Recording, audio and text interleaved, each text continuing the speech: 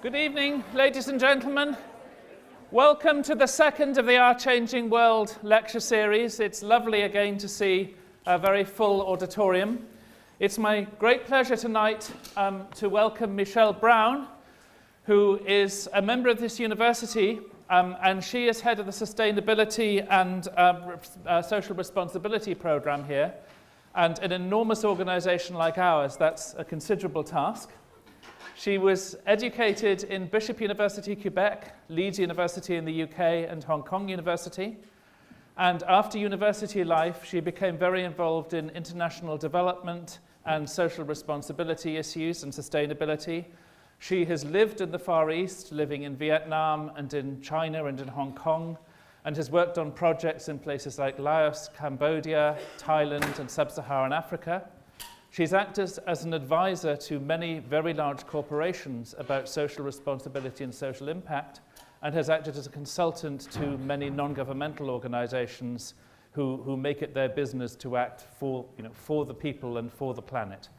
It's a huge privilege for the university to have been able to recruit her in 2014, and she's been leading a lot of very interesting programs here, and I'm sure we'll hear about some of them tonight.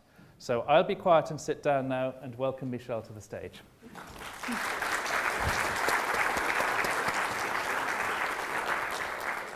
Good evening, everyone, and welcome, and thank you for joining us. So my name's Michelle Brown. I'm not here as an academic. I'm here as a practitioner, working with the University of Edinburgh on social responsibility and sustainability. As you know, the theme for this year is about crossing boundaries. And one boundary we wanted to cross is about our own engagement and participation. So if you have a web-enabled device, don't worry if you don't, you can log on to this website and enter this code, #B946. And to see if this is working, we were going to ask a test question to see, are you here as a University of Edinburgh student, an alumni, a member of the public, a student elsewhere? And as we're learning a little bit about you, I thought I'd tell you a little bit more about me and the department I work with. In 2014, I joined an amazing team working to support the university to achieve sustainability and social responsibility targets. We have the vision to be the best such department in the world. Well, this is us. Actually, this is part of our team. It's difficult to get us all in the same room at the same time. In the center there is Dave Gorman, who's here with us tonight and who is our Director of Social Responsibility and Sustainability. We've also have other members of our team here this evening, and I'd like to give them a big thanks and a huge thanks to our volunteers who are here and are helping out tonight. Our department is part of the Corporate Services Group of the University of Edinburgh, and we support the university through understanding and explaining risks and opportunities related to social and environmental issues, supporting the development of the university's response, and facilitating programs to catalyze action and collaboration across campuses. Well, you might be asking, what is social responsibility and sustainability? From an organizational perspective, essentially, it's about our impacts, both positive and negative, on society and the environment. So the university takes a very broad definition of SRS, which I'll come back to. But our own team works with the university on key areas related to climate change and energy, resource use and a vision of a circular economy, SRS in supply chains and in investments, and links to our learning, teaching, and research, as well as our community and public engagement. Tonight, I wanted to cover 3 points: sharing different perspectives on social responsibility and sustainability, thinking about what this means for universities, and using the University of Edinburgh as a case study. I'll share some of my own thoughts, ideas, and some lessons learned, and we're also keen to learn a little bit more about you. So I thought I'd just take a look and see how this is working with our test question. So it's good to see that there's a lot of students here, so a huge welcome to all of you. Staff members here as well in the audience, students elsewhere, as well as our neighbors and wider community members. So a huge welcome to all of you, and good to know that our online platform is working, and we'll come back to that as well through the presentation and through the evening. So sustainability means different things to different people and to different types of organizations. I love working at a university, as there's a lot of debate and dialogue and discussion. We've got researchers and practitioners looking at the issues from a variety of perspectives. But when I think about what is sustainability, I'm often, and actually always, brought back to an encounter that I had some years ago. In 2009, I was working on a research project in a community surrounding a mining site in Southeast Asia. So this is Mrs. Ali Sanyansang, and she's a mother of 3. And what she was telling me in this picture is that because of, well, we'll call it Company X, because of Company X investment in the local area, she was now able to send her youngest son to school, and her older son had a job nearby. She was telling us about that there was a new road in the area, which enabled her to get her fruits and vegetables to market, as well as for her neighbors. But she was also saying, and what she's saying in this picture, is that it used to take her a really short time to collect fish. And now it was taking a really long time. And she was talking about that the water within the local river system wasn't as clean as it used to be. And so sometimes as researchers, we try to make the simple complicated. And so what we were doing there was looking at different notions of capital. So she was telling us that essentially the financial capital and the livelihoods for herself and her community had improved, that the physical capital had improved. There were roads, there was infrastructure which had been built. In terms of human capital, there was more access to health and to education. She was saying, like, the social capital and the relations between herself and her neighbors, there had been positive things, but there had also been negative things. But she was really saying that the natural capital, the impacts on the local environment were really negative. And so this links to me to our definitions of really what is sustainable development. And obviously, it's a well-known terminology and really about meeting the needs of the present without compromising the ability of future generations to meet their needs. So it really has 3 dimensions at its heart, about the economic, the social, and the environmental, which are all interdependent. The importance of these objectives has been reiterated over the years. In 2015, world leaders committed to the Sustainable Development Goals. So United Nations member states will be expected to use the goals to frame their agendas and political policies over the next 15 years. The goals, which are not without their criticisms, but they provide a framework for social responsibility and sustainability issues for organizations, ending poverty and hunger, ensuring decent work for all, achieving gender equality, climate action, affordable and clean energy, responsible production are all covered in the goals. So governments worldwide have committed to the goals, and while some indicators may be more relevant for different types of organizations, any type of organization can use the goals as a compass for action on different issues. So there's sometimes a tendency here to equate sustainability with only the environmental stuff, but I think the goals help to communicate the importance of the interconnectedness of the issues. Well, what about from your own perspective? I thought we could ask, what does sustainability mean to you? So if you do have a web-enabled device and want to share some of your own ideas, you can do that on the platform, and we'll come back to that. But as you are doing that, I thought it might be good to take a step back and look at the big picture. So our changing world is indeed changing. 1 in 10 people live in extreme poverty around the world. According to World Bank statistics, globally, extreme poverty has fallen, but it's increasingly concentrated in certain areas. But it's not a north, south, a developing country issue. Globally, we know that inequality is also increasing.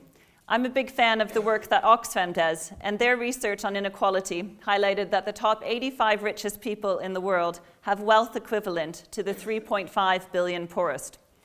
Basic human rights, such as clean water, health, and education, are not met. There's more plastic in our oceans than fish. An estimated 1.2 billion people are still without access to electricity, while those that do have had it for a long time, have been accessing in a way that is emitting greenhouse gases and putting us on a trajectory to change our climate forever. We live on this beautiful planet called Earth, and we have one planet which we need to sustain. So Dave, our director, was recently meeting with the founder and CEO of the Global Footprint Network. So this network has an amazing database of national footprints accounts. I was interested to take a further look at some of their research on how much of the Earth we are actually using to live. So they calculate how many Earths would be needed if the world's population lived like people in a particular country. So you can also go online to the tool and look at your own footprint. So I am Canadian. Actually, whenever I say that, it always sounds like a beer commercial in Canada. If there's any fellow Canadians in the audience, there's a popular brand which always starts that way. But I am Canadian, and if everyone on the Earth lived as Canadians do, it would take not 1, not 2, not 3, not 4, not 5, but over 5 planets, over 5 Earths to sustain our global consumption. So per person, Canada has one of the highest ecological footprints in the world. My son asked me not to give Canada too hard of a time, but carbon makes up to 60% of Canada's overall ecological footprint. Well, in India, it's only 0.6. For people in China, it's 2.1. Basically, we're crossing our boundaries, our planetary boundaries of sustainability every year. According to the Global Footprint Network, the world's population as a whole is using not 1, but over 1.5 Earths. And that's because it takes account of our carbon emissions. The forests, the oceans of the world absorb a lot of our carbon dioxide, but we are currently emitting more than the planet can handle. Every year, the network raises awareness about global ecological overshoot, basically the day on the calendar when humanity has used the resources that it takes the planet a full year to regenerate. So Earth Overshoot Day has moved from early October in 2000 to August in 2017. There's a research consensus that an increase of greenhouse gases in the atmosphere will probably boost temperatures over most land surfaces, and although the exact changes will vary regionally, anticipated outcomes include increased intensity of storms. So recent weeks saw the devastation of island and coastal communities in the Caribbean. There were reports from Cuba about loss of livelihoods, while islands like Barbuda were completely devastated. And while my own eyes were on Hurricane Irma, at the same time, Bangladesh was recording the worst floods in a century. Across South Asia, more than 1,400 people died. An estimated 41 million people have been affected with destruction of agriculture and housing. So a wetter Asian monsoon is one of the potential changes with climate change. An increased risk of drought. So just a few weeks ago, Business Daily in Africa was reporting that the Kenyan drought has cut tea farmers' incomes by 30%. But climate change isn't an issue that just happens somewhere else or somewhere over there. Storm surges in the UK have been a likely impact, and a few years ago, these had significant impacts for coastal communities. And of course, we're also connected through our global food networks. Global warming is expected to reduce agricultural production by 2% every decade, while demand continues to increase. But it is the poorest who are most exposed to climate risks and often the least protected who will be impacted the most. Climate change is a global environmental issue as well as a global human rights issue. So we need to protect and enhance human rights, the right to live free from poverty, the right to clean water, to an education, to adequate housing, to livelihoods, for social and political rights, while protecting this beautiful planet. So as we are continuing to cross lines in terms of global sustainability, governments, organizations, and individuals all have a responsibility to take action. So SRS might mean different things to different people, and depending on the context you live in. So we thought, asking that question, we might be able to turn this into our own word cloud this evening. So it's great to see some of the ideas that have come up from our audience about the future, about intergenerational issues, about human issues, about the planet, about the environment. So all of that's been coming up already, and which we'll come back to as well.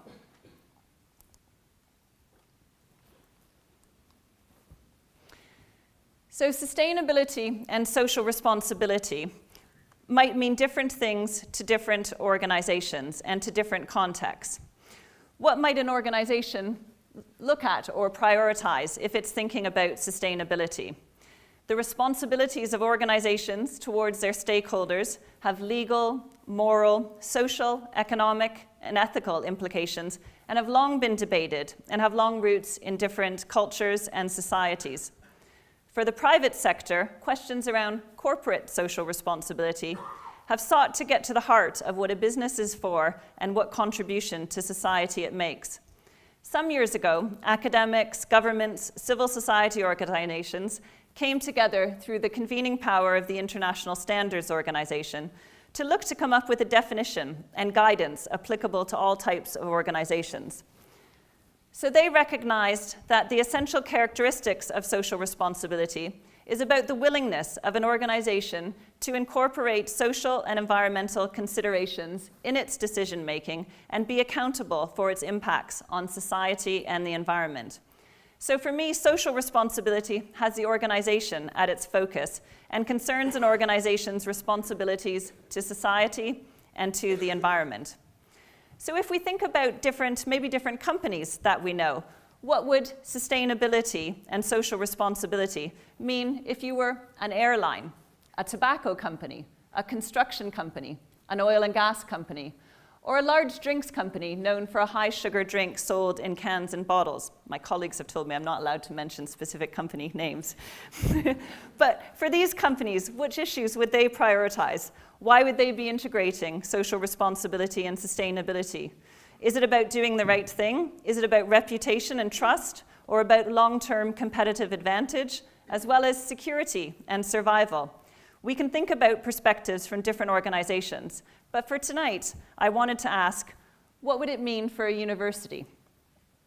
So we can also ask you your own questions, and we'll come back to that. So what does a sustainable and socially responsible university look like to you?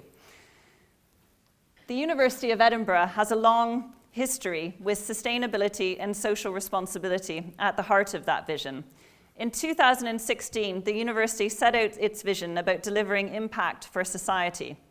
So as a truly global university rooted in Scotland, we make a significant, sustainable, and socially responsible contribution to the world. The university recognizes that SRS really includes a wide range of definitions.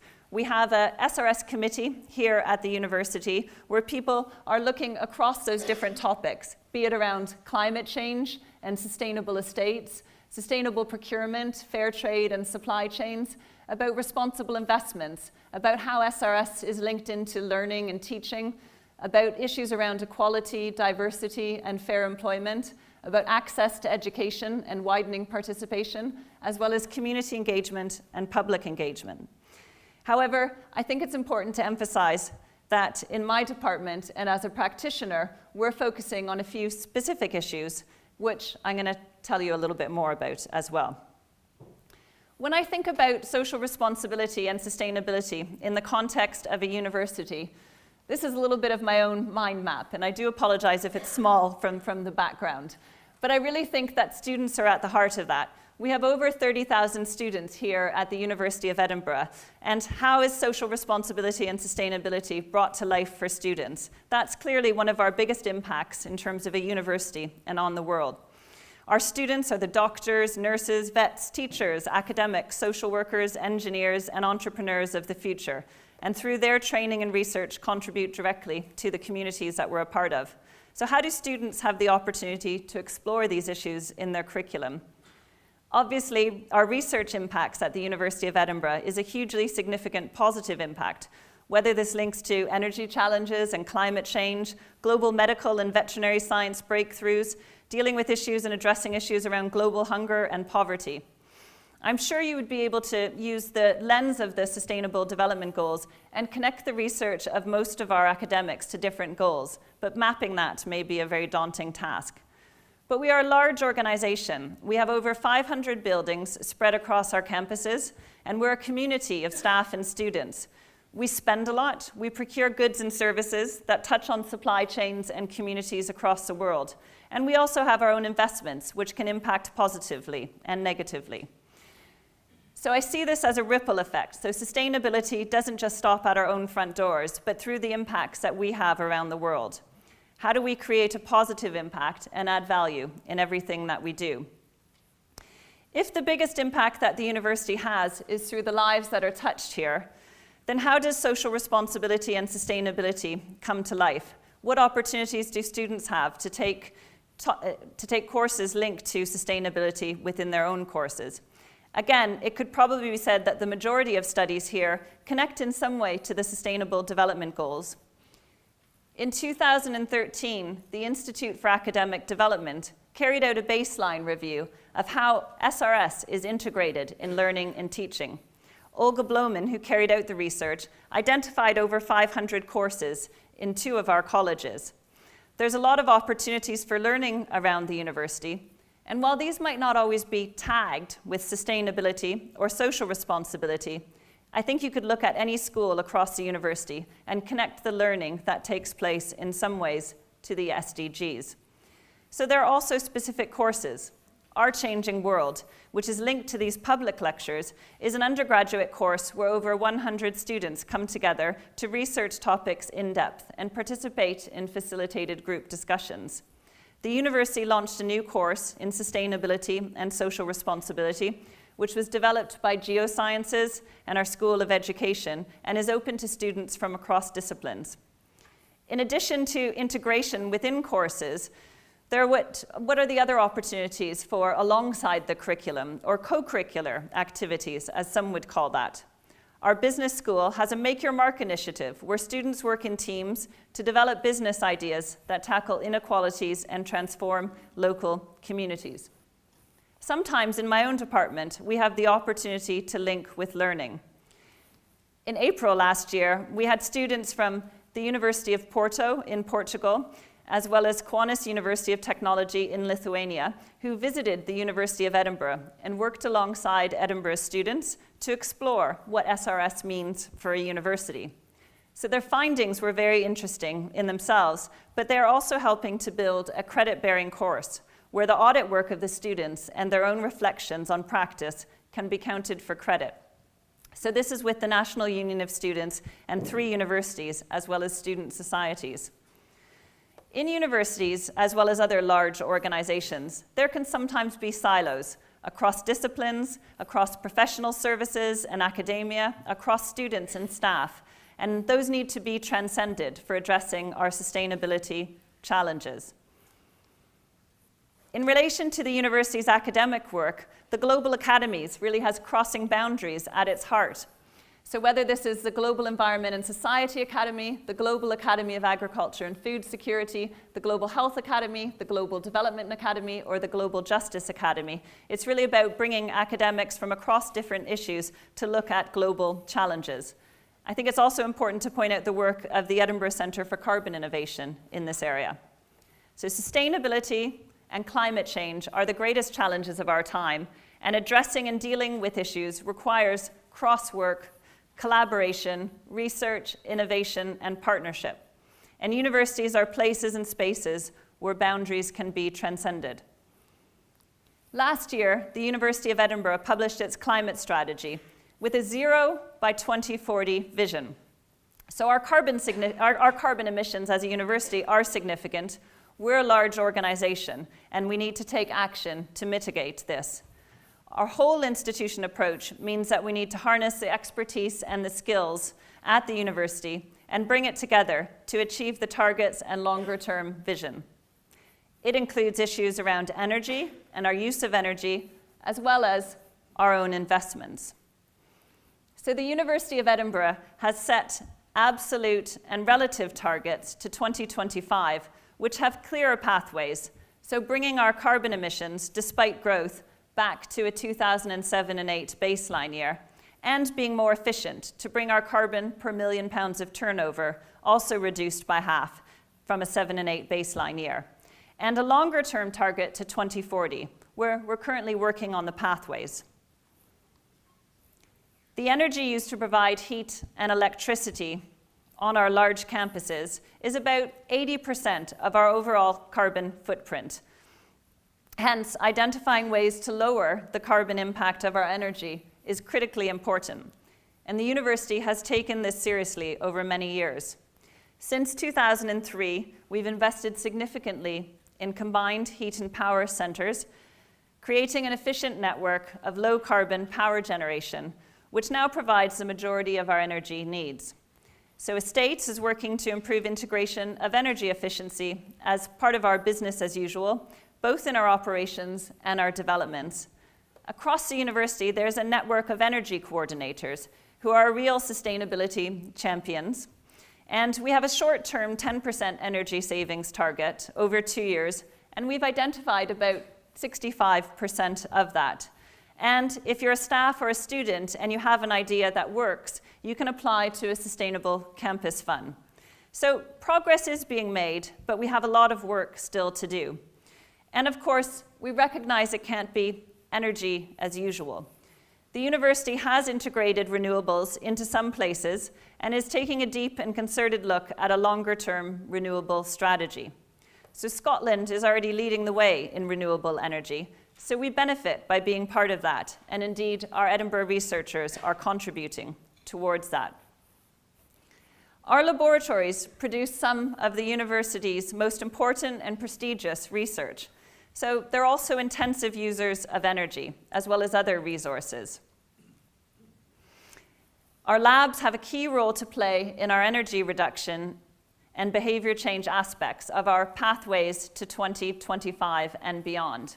And I thought I might just pull up a short video about our Sustainable Labs program and share that with you this evening.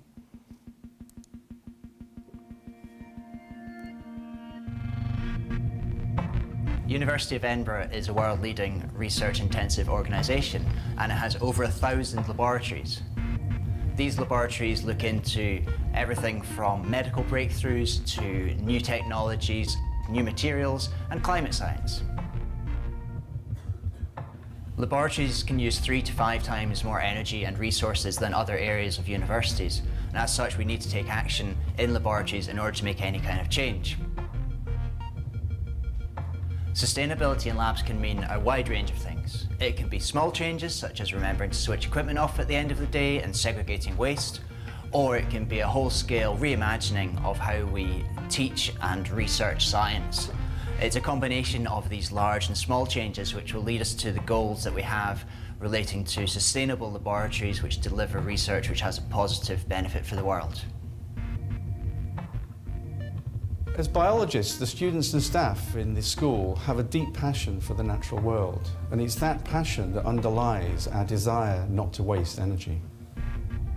People come forward with their own ideas, and they've been very willing to engage and volunteer in studies which we hope will change traditional practices in some of our laboratories. For instance, raising the temperature at which some of our freezers are run. The Roslin Institute is a high energy user, but a very efficient building. On a day in the middle of summer, it uses £1,500 of electric a day, and at night or in cooler days goes back down to £1,000. This equates to roughly £3 per scientist per day. Any reduction in usage of equipment without impacting on science helps us reduce energy bills. And anything that helps us reduce costs allows us to put that money back into science. There's a wide range of actions that we encourage our labs to take for sustainability. If they've got ultra-low temperature freezers, then we encourage them to defrost and clear out the freezer regularly and maintain it. If it's, for example, a chemistry lab and they've got fume cupboards, we would encourage the users to keep the sash down as much as possible, switch off the fume cupboard when it's not in use, because fume cupboards are highly energy intensive too. The other thing we can ask our academic community to think about is how to redesign the experiments they use in learning and teaching to reduce the use of hazardous chemicals, substitute them out, so that we're producing lower volumes of hazardous waste. The vet school is a great example of where learning and teaching are embedding sustainability into the curriculum. Social responsibility and sustainability lies at the heart of veterinary medical education. Long term, we want to make the students who leave here as professionals aware of how veterinary medicine can change the environment. We're talking about every species from the ground up, so that they make those connections when they go out into the world. There are many ways that staff and students across the uni can get involved with sustainability. You just need to check out our sustainability website and find out more. thought Andy could tell that better than I could, and I think that's a great case study about how the different issues come to life within our own laboratories. So it also brings up another idea about how we can see our own campuses as a living lab. And so we have a vision for seeing that happen around the university. And treating the university as a living lab means using our own academic and student research capabilities to contribute to solving our sustainability challenges relating to our infrastructure or our practices. So we collaborate with researchers and students across the university. So projects could be academic-led. There's a project in the School of Informatics, the School of Social and Political Sciences, and the College of Art, which is called Enhance. So it uses an action research approach with the university and city as a living lab. So there's 2 sites, one which is at our Roslin Institute, which we just saw, and another one in the city, where researchers work with building users to identify opportunities and barriers for energy use and savings, and co-create technologies that can enhance building users' engagement with and use of energy, and then research these findings. And they're really important for us because we have an engagement team that works with building users, so we can think how to make sure we're looking at and using best practice. Projects can also be student-led and course-linked. So we collaborate with a course called Case Studies in Sustainable Development, where students take a really hard look at some of our own practices and make recommendations for future actions. So essentially, how can we see our own university as a sandpit where researchers and practitioners can work together? So these boundaries, for me, are critically important to cross in relation to our own sustainability. If we think about our climate strategy, and in addition to issues around energy, another important topic to mention is around sustainable travel. So different choices that we make will contribute differently to our own carbon emissions. So remember when I showed you the 5.1 planets the average Canadian uses? Well, I went onto the network and did my own footprint calculation. You can have a go if you go to the footprint calculator. So living in Scotland has helped it bring my own footprint down from over 5 as an average Canadian, but it's still over 3 worlds. I think it's 3.7, and that's because I fly. Flying seems to undo every other sustainable action that I might take. I used to fly a lot for my work, and my previous work expected it and required it. So I stopped a lot of that when I took on this job, but I still fly to see my family and sometimes for work. So from an organizational perspective, for a university like Edinburgh with global partnerships and global impact, getting to places is obviously really important. But if you look at our footprint, this diagram on the right, those related to travel, in terms of our carbon-related travel, our long-haul flights contribute a lot to that. So we recognize those might be harder to influence, but as researchers are expected to be global, and we are a global university with global ambitions, but there are still opportunities. We know researchers who've made pledges not to fly and looked at that within the context of their own work, but it is trickier. We do think for short-haul flights, it's easier. A few years ago, a well-known train company had incentives for taking the train over flying, maybe for meetings in the rest of the UK. And while it's difficult to attribute a specific action to impact, during the same time, it looked like there was a corresponding drop in our carbon related to business travel. So my colleagues in SRS are currently working on an action research project with 2 academic schools and 2 support departments to identify different drivers and barriers for sustainable travel and make sure we meet our travel carbon commitments. The University of Edinburgh Transport Department is electrifying our whole vehicle fleet and making sure that there's modes of transport which help to decarbonize. So there's lots of support around campus for active travel. 90% of students and staff reported that they travel actively or take the bus. So there's things that we can think about doing. If you're a staff or a student member, you can think about different transport options. I can be thinking about, do I really need to fly? Can I take the train? And specifically, obviously, if that's within the UK. Another issue which I wanted to talk about relates to our own waste streams. So they might not be as material when it comes to our carbon footprint, but are an important issue within their own right and as a standalone issue.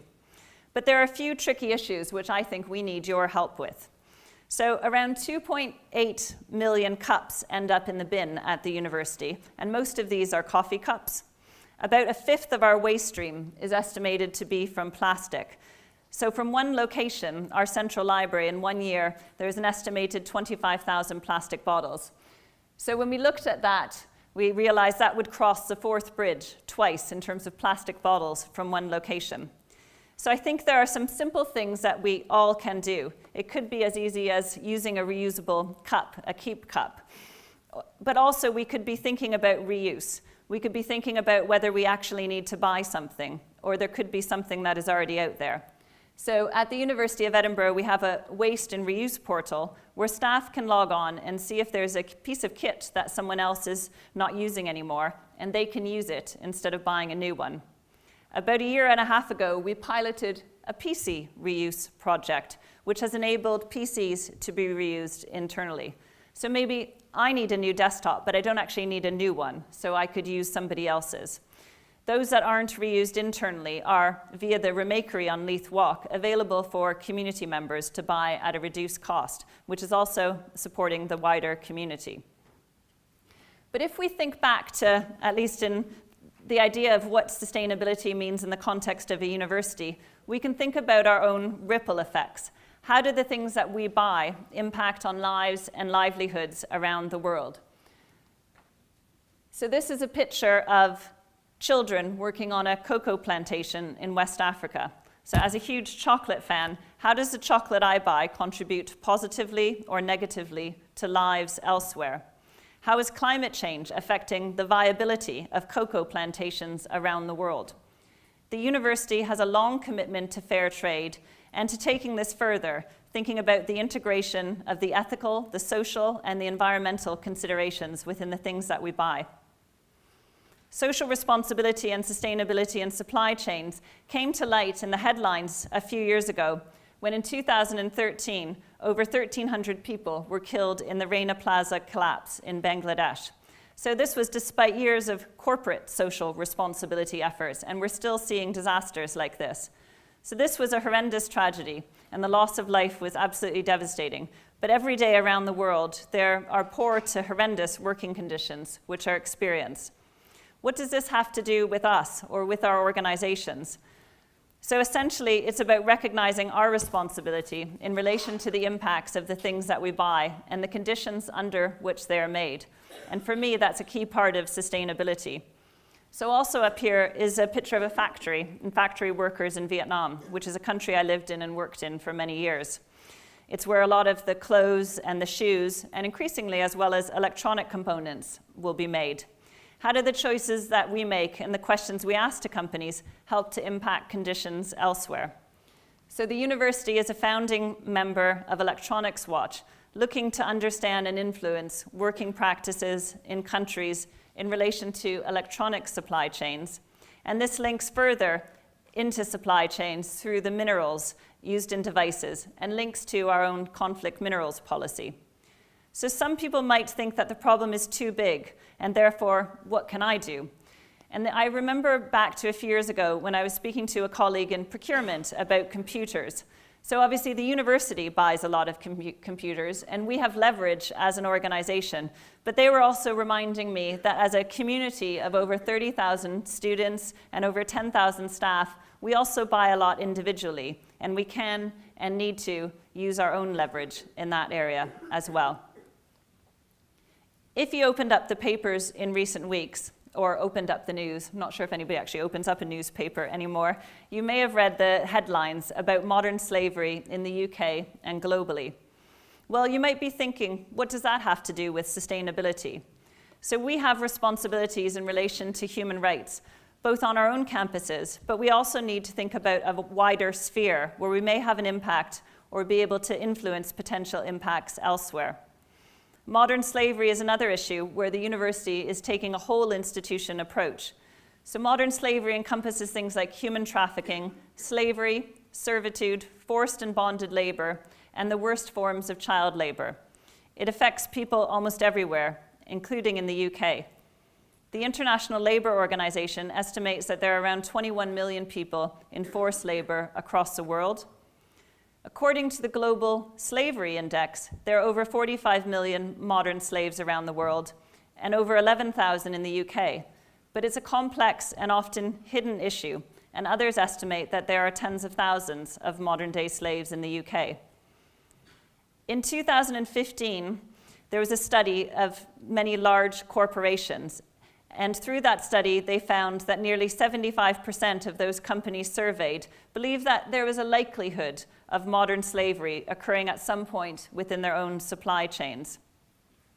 So here at the University of Edinburgh, we have a working group which is bringing together operational services as well as some of our leading academics already working on this issue in their own research and teaching. And while we've identified that there will be risks through the goods and services that we buy, we also realize it's not only an issue for procurement, but to consider across all of our university work. But our impacts in terms of climate or human rights are not just in the things that we buy. As an organization, we also have leverage and influence through our own investments.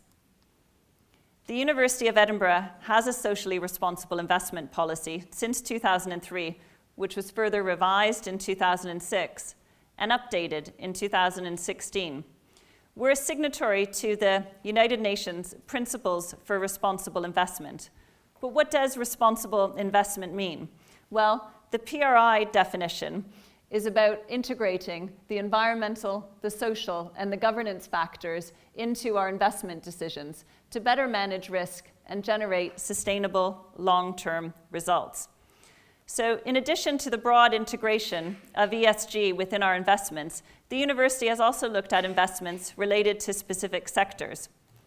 The university recognized that a whole institution approach, for example, to climate change, meant that we needed to not only think about the carbon that we were causing through our direct operations, but also to the wider scope of our investments. And a study carried out by the university investment consultants, it was found that the university's carbon footprint is now much lower than benchmarks due to those decisions that were made. So the carbon footprint of direct investments is now 48% lower than the relevant benchmark. So in 2014, this was 14% lower than the benchmark, and in November 2015, it was about 20%. So through a change in our investment decisions and divestment from coal and tar sands, the proportion of Edinburgh's direct portfolio linked to fossil fuels halved since 2013. But our impacts in terms of our investments are not just in our traditional investments. We can be thinking about how we can use the investment of the university proactively and thinking about investments for good. So moving from maybe doing less harm to actually investing for social impact. So you might have seen the headlines last week about the university's commitment of £1 million to the big issue Invest. Investing in social enterprises, where we think about, going back to the picture of Mrs. Sanyan saying, the idea of some financial returns, but also with a focus on the social returns as well. So this links to the university's community engagement strategy also. So the university recognizes its responsibility to the wider community that we're a part of in Edinburgh and further afield. So there are amazing people around this place who are already doing amazing things in terms of their public and their community engagement. And through the leadership of our assistant principal and the university's community engagement strategy, we've set goals to do more, to put the university's research and teaching at the service of local communities, to open up access to university buildings and facilities to the city and its residents, and to better communicate what the university does and how it works with the city, to enable residents to interact with the university in an informed way. Thousands of students each year take part in volunteering programs in local communities. And the University of Edinburgh has signed up to the Scottish Government's Social Impact Pledge, where we've pledged to increase our outreach work with local primary schools, to expand and sustain student social enterprise activity, and to upscale a digital ambassadors project with trained students supporting digital skills development in the community. So if we think about key sustainability issues and the practical application within the university, I thought it would also be important to mention the toolkits and support that are available for different departments, for students and for staff.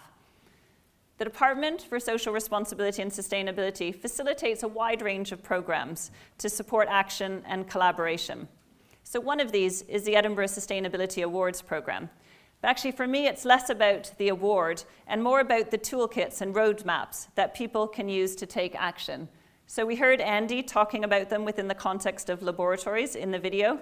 So whether you're in a lab or an office or you're in student accommodation, you can use the awards toolkits to facilitate practical action. So it's a great and simple approach, which is helping to achieve change in departments around the university. There's also an online toolkit, which we call Be Sustainable, and there are workshops which staff and students can access to think about inductions and opportunities around the university. Student work can also get recognized through the scheme. I feel really lucky to work with an amazing group of people at the university working to support these issues, and there are champions all around the university. But we really need to make sure it's not about something that is done by a particular department or particular people, but it's integrated across all of our work. And I think that's where it's important to emphasize that we do really need you. Sometimes the challenges can seem large, and therefore we wonder what we as individuals can actually do. I remember, and I was just thinking about this actually earlier in the evening with in a conversation. So I remember when I started at the university, and we were looking at a particular initiative, and the suggestion came up that surely we could just have a policy. We could mandate everyone to do A, B, and C, and the issue would all be sorted.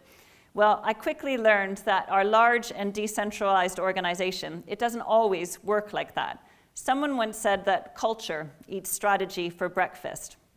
We can have the best strategies and the best targets in the world, but achieving them is going to require making sure they come to life with staff and with students, and that we work with our wider community. Sustainability is the biggest challenge of our time, but I remain optimistic, partly because I have this opportunity to work in a great university like Edinburgh and to meet the students and the staff who are working on these issues. Our department has its own history in a sustainability office and a Transition Edinburgh University project with an original focus on energy. But we're not the light bulb police. This image for me originally links to the Switch and Save campaign, but for me it's also about bright ideas.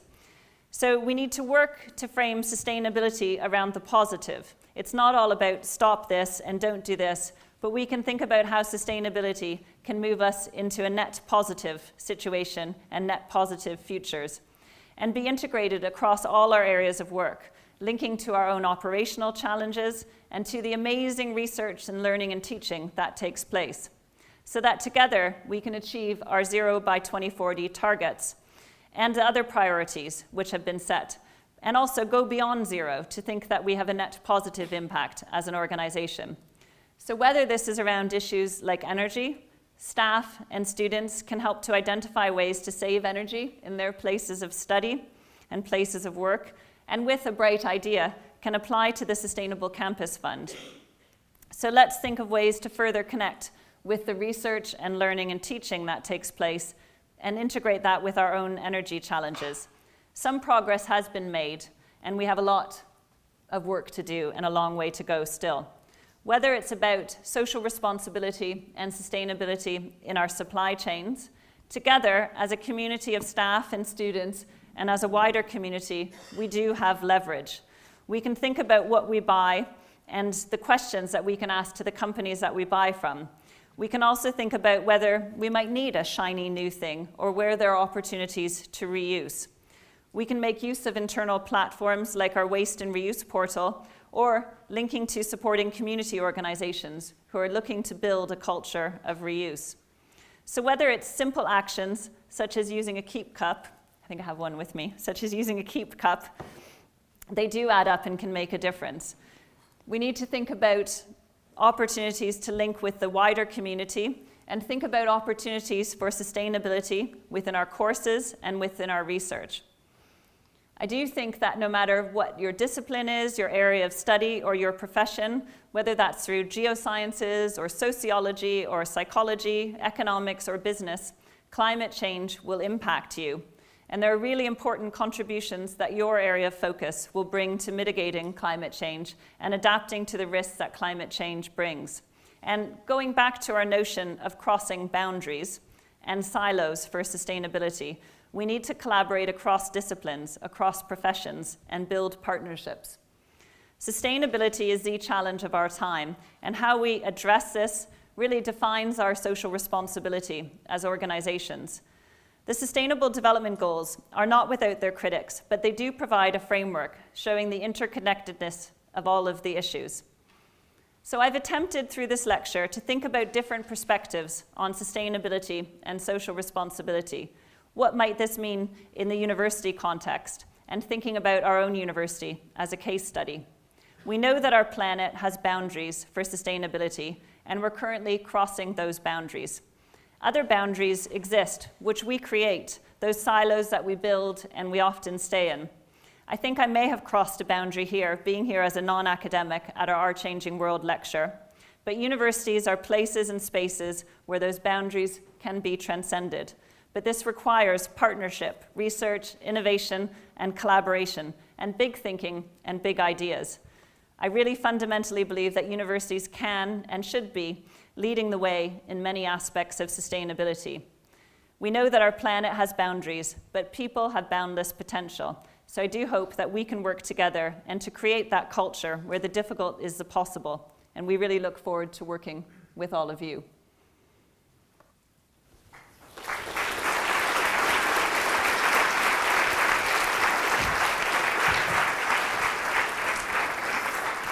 Thank you very much, Michelle, for a very interesting talk. It's, as the organizer of the Our Changing World series, I'm used to hearing talks where people are speaking from the University of Edinburgh, always looking outwards without ever looking down at the platform on which we stand. And I think it's very interesting to have that kind of mirror and to be looking at ourselves, and also to see from your perspective that we are sort of your lab rats, because you can study us as we respond to what you're doing. So maybe just start with this first question, which is university accommodation and housing included in the calculations of impact?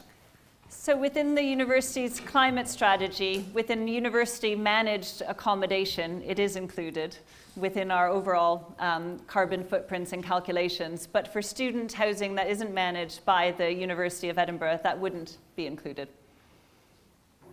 Thank you. And the second one from the screen before we go to hands is, what offsets does the university purchase or intend to purchase in order to become net zero by 2040? I think that's a really critical question. And actually, if I had another slide, I might put it up there. But as I did mention, we're much clearer on the pathways that we need to take in order to get to the targets which we set to 2025. And the university does have that target and that vision to get to net zero by 2040. And obviously, in terms of our own responsibilities, we first must mitigate the actions that we have in terms of our carbon emissions, but we won't get there without looking at some aspect of offsetting. So that's not yet been decided, but there is work happening on that, and you might hear more announcements soon and into the future. The next question at the top is, how have you been tracking and measuring progress? It's a really good question, and actually someone once referred to me as the KPI police, so we actually do need to identify what are the indicators and what we're going to measure. So if we think about our biggest impact being around our own carbon emissions and in relation to climate change, the university does measure that, and we report openly and transparently on that. So you can go onto our website, www.ed.ac/sustainability, and you can see the KPIs and the measurements that we use. The university as a whole measures its carbon footprint. It also looks at other indicators in relation to waste and recycling, and also in terms of looking at our own programs and the impacts. It's sometimes easier to measure the sort of outputs and sometimes more challenging to measure the longer term impacts, but we do have those measures in place and report transparently and openly about that. I'm deliberately putting off the top question until maybe afterwards. But can we perhaps go to this one that's been up for a little while? What are the barriers to banning single-use items?